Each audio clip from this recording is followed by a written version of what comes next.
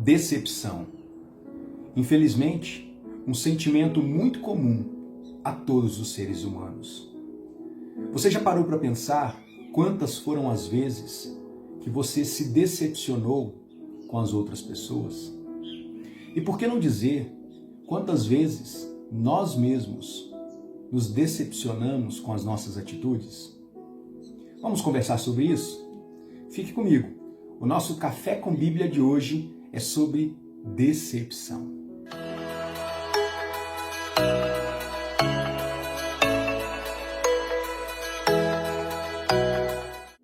Recentemente, eu vi um documentário que contava a história de alguns soldados norte-americanos no campo de guerra. E é impressionante como existe ansiedade quando se aguarda a notícia de que a volta para casa está próxima. Imagine a alegria de um soldado há 3 meses vivendo o contexto da guerra no fronte de batalha, receber a notícia que pode passar uma temporada em casa. Mas imagine também o soldado que aguarda o momento de ir para casa e, a exatas 48 horas antes de partir, recebe a triste notícia de que será necessário ficar por mais tempo. Quantas vezes as circunstâncias da vida, as atitudes das pessoas e até mesmo as nossas próprias atitudes têm a incrível capacidade de nos deixar entristecidos, decepcionados. Eu gostaria de chamar a sua atenção para que refletíssemos um pouco a respeito deste que é um sentimento comum a todos nós. Mais cedo ou mais tarde, em maior ou menor grau, todos nós nos sentiremos decepcionados.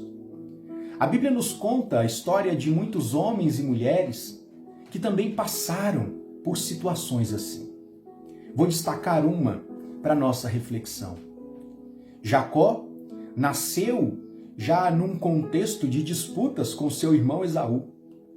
O texto bíblico nos diz que os irmãos ainda nem eram nascidos e eles já lutavam entre si. Jacó nasceu e, por meio de uma artimanha, aproveitou-se da fragilidade temporária do seu irmão e decepcionou seu irmão, bem como seu pai, usufruindo-se de uma vantagem que não lhe era própria. Jacó teve que ir embora de sua casa. Ele decepcionou o seu irmão, o seu pai, e depois, caindo em si, ele mesmo se sentiu decepcionado consigo mesmo. Mas era necessário tocar a vida. Longe de casa, Jacó arrumou um trabalho como pastor de ovelhas, cuidando do rebanho de um homem que era pai de 2 moças, Lia e Raquel. Jacó trabalhava ali. Ele se apaixonou por Raquel e Raquel por ele. Ele então procurou o seu patrão e lhe perguntou o que era necessário para que ele pudesse se casar com Raquel. E foi feita então a proposta. 7 anos de trabalho duro, com muita produção, dar-te-ei a honra de casar com a minha filha mais nova, aquela que você ama. Jacó então arregaçou as mangas e trabalhou bravamente, duramente, até que o dia do seu casamento com Raquel havia chegado.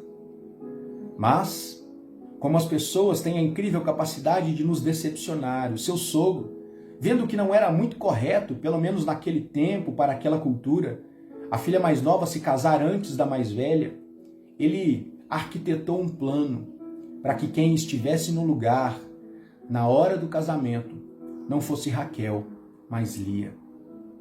Jacó foi enganado, ele se sentiu traído, profundamente decepcionado. Imagine como essa atitude trouxe decepção para todos os lados. Imagine a decepção de Jacó por ter trabalhado 7 anos e quando ele então poderia casar com aquela que era o amor da sua vida, ele foi traído. Imagine a decepção de Raquel em esperar, planejar aquele momento tão especial de sua vida. Ver a sua irmã tomando o seu lugar por uma atitude de seu pai.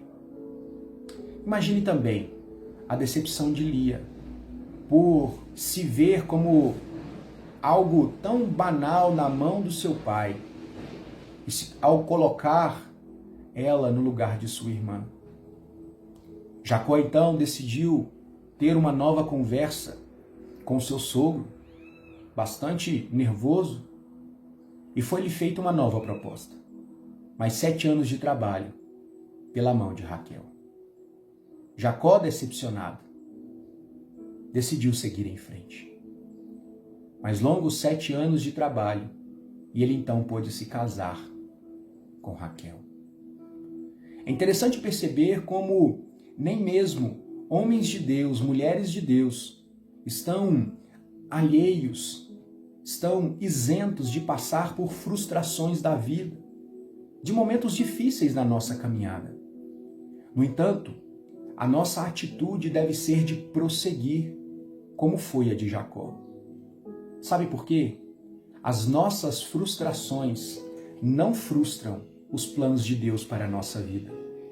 E como Deus é soberano, aquele que dirige a história, até mesmo os nossos momentos de tristeza, fraqueza e de decepção, tem um propósito claro e definido, onde Deus trabalha o nosso coração, as pessoas à nossa volta, e guia o rumo da história no cumprimento dos seus próprios planos. É interessante quando nós olhamos para o Salmo 37, no verso 4, porque esse salmo contém uma promessa interessante e parece ser contraditória. Porque o salmista diz assim, que a sua felicidade esteja no Senhor, Ele dará o que o teu coração deseja. Como essa promessa pode ser verdadeira se nós passamos por tantas dificuldades?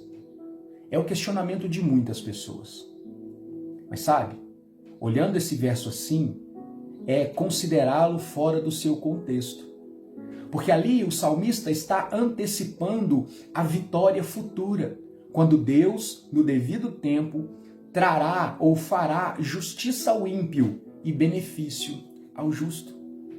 Isso significa dizer que, embora sejamos injustiçados ao longo da nossa caminhada, embora a justiça do homem seja falha e demorada, Deus é perfeito, santo e justo e não se atrasa. Haverá um tempo onde Deus, o reto juiz, abençoará os justos e cobrará dos ímpios as suas atitudes. Deus está no controle da história. Lembra da história de Jacó que eu disse?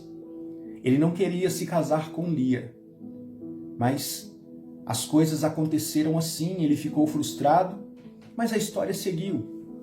De Lia, Raquel e Jacó descende a nação de Israel. As 12 tribos de Israel são os filhos de Jacó, na verdade 11, mais os 2 filhos de José. De Lia nasceu Judá, que formou a tribo de Judá, de onde descende Jesus Cristo, o nosso Salvador. Sim, Deus é o Senhor da história. E nem mesmo as nossas frustrações impedem o cumprimento dos planos de Deus. O que eu quero dizer com isso?